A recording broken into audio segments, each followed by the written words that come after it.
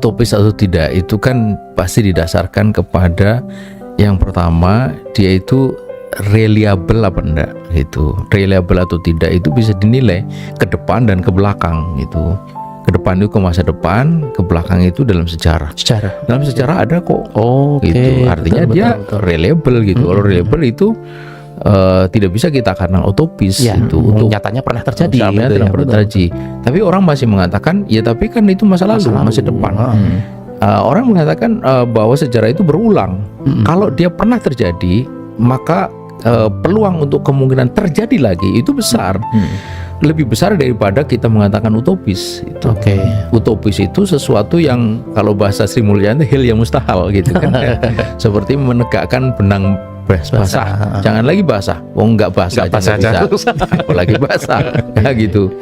Nah, yang jadi soal sebenarnya bukan soal ini utopis atau tidak, karena ini pasti tidak utopis, tetapi apa sih sebenarnya prasyarat dasar untuk dia bisa terwujud itu. Karena ini kan ini aneh lah ya. Ini kita mayoritas muslim ya, 2 miliar bahkan di dunia. Kemudian ada risalah Islam yang hebat, pernah di dalam sejarah pernah diterapkan. Lalu kenapa kok kita menjadi seperti sekarang ini? Ini kan pasti ada sesuatu yang salah pada diri kita. Nah, di mana letak kesalahannya? Saya kira kita bisa cermati. Itu pertama adalah pada ketika kita meletakkan hubungan antara agama itu dengan kekuasaan tadi itu.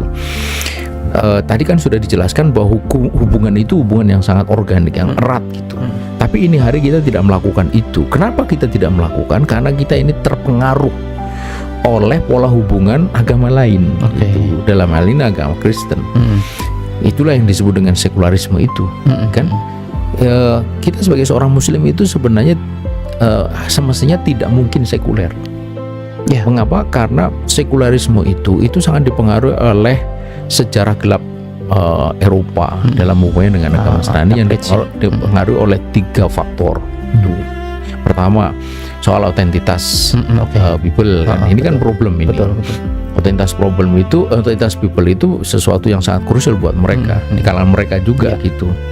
Majalah Time itu pernah menurunkan satu artikel berjudul How True is the People.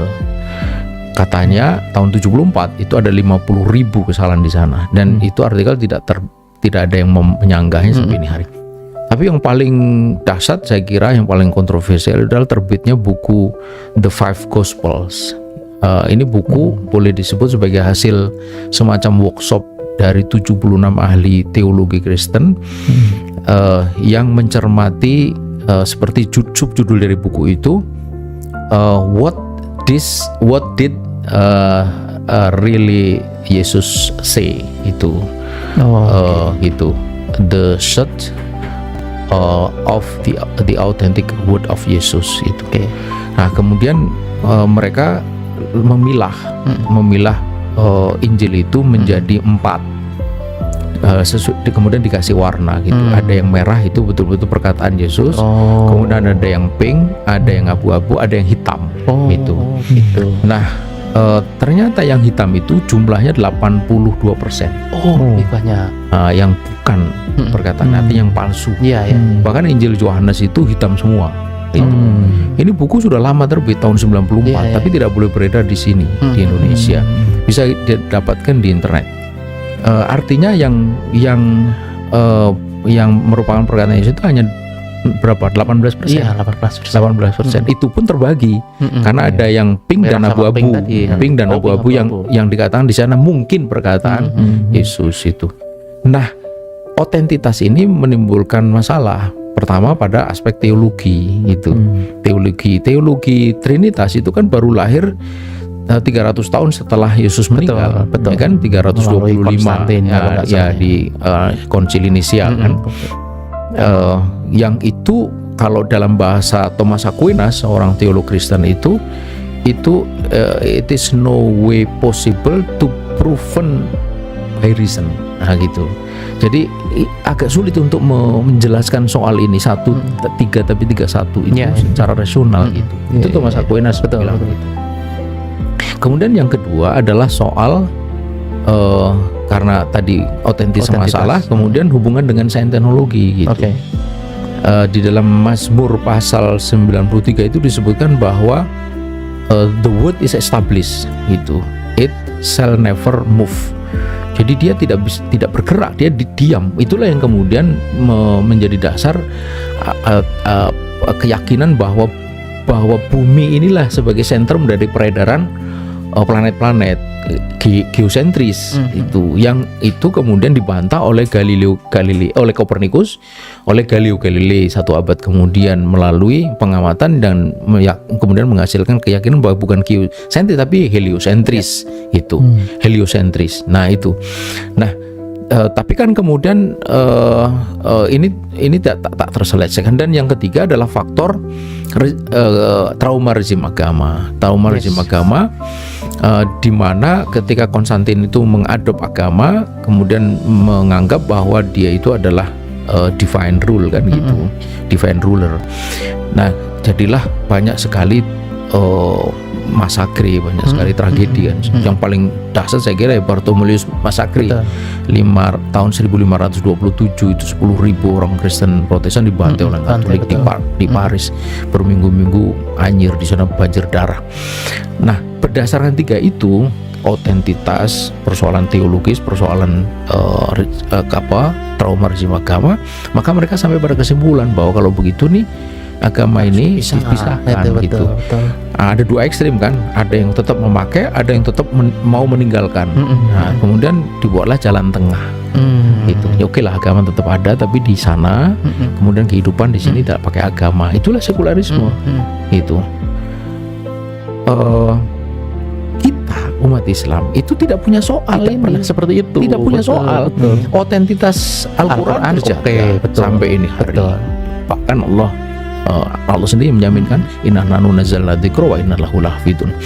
Karena Al-Quran otentik itulah yang membuat umat Islam terus membaca sampai ini hari. Iya, betul. Al-Quran ini boleh disebut sebagai buku yang paling banyak dibaca oleh manusia sepanjang sejarah. Buku lain setahu saya yang paling banyak itu mungkin Harry Potter. Saya membaca beberapa tahun yang lalu itu sudah 600 juta eksemplar. Gitu. Mungkin sekarang sudah tembus 1 miliar, Allah saya enggak tahu. Tapi itu kan seri 1 sampai 7. Dan dia hanya pada periode tertentu, sekarang sudah tidak terdengar. Tapi Al-Quran kan cuma kata 1 jilid gitu ya. Satu saja kan 1400 tahun. Kenapa? Karena otentik gitu. Kemudian dihafal. Tidak ada buku yang begitu rupa mudah dihafal, bahkan oleh anak-anak gitu. Jadi kita tidak punya soal. Kita tidak punya soal juga dengan teologi.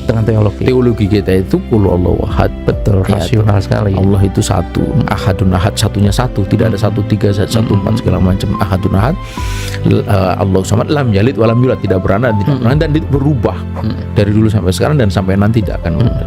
Kemudian kita juga tidak punya masalah dengan sains teknologi. Tidak ada. Kenapa? Karena Islam itu justru adalah agama yang sangat mendorong pengembangan sains, teknologi, invention. Maka lahirnya Ibnu Hayyan, Al-Kindi, Al-Biruni, termasuk Al-Khwarizmi yang sangat dikagumi oleh Mark, menemu Facebook gitu. Kata Mark, kalau bukan Al-Khwarizmi yang menemukan angka 0, tidak akan pernah dijumpai BBM, Line, bahkan Facebook gitu. Kan itu ilmuwan Muslim, dia seorang ulama sekaligus matematikawan.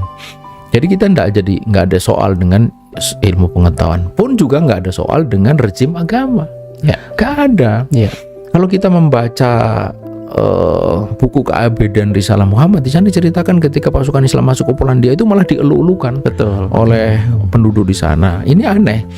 Bagaimana bisa mereka itu yang non-Muslim mengelulukan pasukan Islam? Karena mereka tahu bahwa pasukan Islam datang ke sana untuk membebaskan. Sama seperti orang-orang Kristen suku Koptik di Mesir membantu Amr bin As gitu. Orang Yahudi itu merasakan abad keemasannya menurut Karen Armstrong itu justru di bawah Islam. The Jews enjoyed their golden age under Islam in Andalusia 700 tahun, bukan sekarang. Gitu. Dan itu berakhir setelah dikuasai oleh orang Katolik, terjadilah inkuisisi di sana. Orang Yahudi, orang Islam terusir, orang Yahudi terusir, dan kemana mereka diselamatkan? 120.000, ada yang menyebut 150.000 di Bukit Galata di Istanbul oleh Muhammad Al-Fatih. Artinya kita itu tidak ada soal. Iya. Dengar siapa? Kalau kita tidak punya soal Quran, otentitasnya, soal teologi, soal ilmu pengetahuan, soal regime agama, lalu kenapa? Atas dasar apa kita menjadi Harus sekuler? memisahkan agama dari negara. Betul. Ini hal yang menurut saya harus dipikirkan. Betul. Jadi kita ini sungguh tidak punya alasan sedikit pun, baik secara rasional, empirik maupun historis untuk menjadi sekuler. Betul. Tidak mungkin, itu tidak ada. Dan itu diingatkan oleh Allah kan di dalam Al-Quran itu, dalam surat Al-Baqarah ayat 85 dikatakan afatu minu nabi ba'dil kitab wa takfuru nabi. Apakah engkau itu mengingkari sebagian Alkitab dan beriman kepada sebagian Alkitab dan mengingkari sebagian Alkitab. Ini ayat turun berkenaan dengan kelakuan orang-orang Aus dan Khazraj yang ketika bertikai lalu bicara soal tawanan perang, tebusannya itu mengikuti Taurat. Gitu. Dia mendasarkan pada Taurat. Tapi di saat yang sama dia melanggar Taurat. Ya bertikainya itu, perang itu melanggar Taurat gitu loh. Gitu. Nah, kemudian turunlah ayat itu. Nah, tapi ketika kita memahami satu ayat kan tidak didasarkan pada khususnya sebab, tapi pada umumnya lafaz. Al-ibratu bi umumil lafzi la bi khusus sabab. Artinya itu ayat itu juga berlaku bagi kita kepada Al-Quran. Mengapa engkau beriman kepada Al-Quran, Alkitab nama lain dari Al-Quran sebagian, dan kufur kepada Al-Quran bagian ayat yang lain. Betul. Dan itu yang terjadi ini hari Betul. Dan perhatikan lafaz berikutnya, fama jazaa'u may yaf'alu dzalika minkum illa hisum fil hayatid dunya. Dan tidak adalah balasan bagi orang yang melakukan seperti itu kecuali kehinaan dalam kehidupan dunia.